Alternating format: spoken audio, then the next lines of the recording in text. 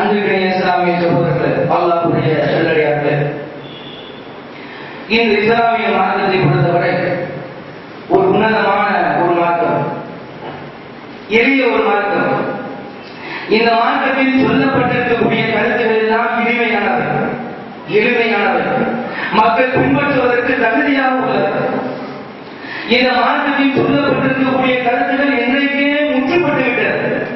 அல்லாஹ் இந்த மார்க்கத்தை முழுமைப்படுத்தி விட்டார், இந்த மார்க்கத்தை பொருந்தி கொண்டார்.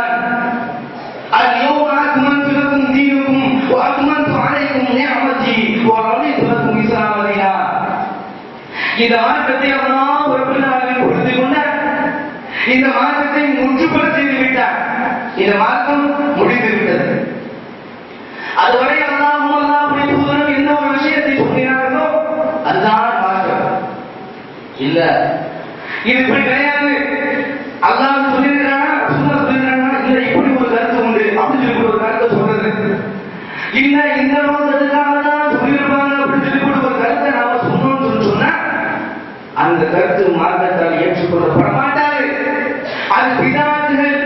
நபிகள் நாயகம் ஸல்லல்லாஹு அலைஹி வஸல்லம் அவர்கள் எச்சரிக்கை செய்கிறார்கள், குல்லு பிதாத்தின் லலாலா வ குல்லு லலாலத்தின் ஃபின்னார்.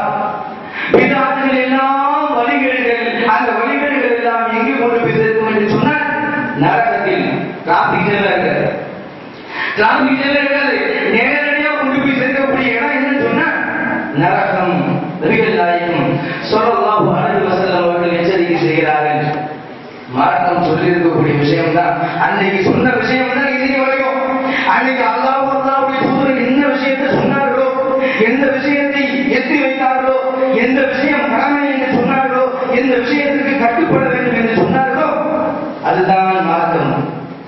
நபிகள் நாயகம் ஸல்லல்லாஹு அலைஹி வஸல்லம் அவர்கள் சொல்கிறார்கள், ஒரு நபர் பிதாத்தான காரியத்தை செய்வார் என்று சொன்னார், மார்க்கத்தின் பெயரால், மார்க்க விஷயங்களால், மார்க்கத்தினுடைய பெயரை சொல்லி ஒரு காரியம் பிதாத்தாக செய்வார் என்று சொன்னால் அவர்களுடைய தொழுகை, நோன்பு, ஹஜ் எதுவுமே ஏற்றுக்கொள்ளப்பட மாட்டாது.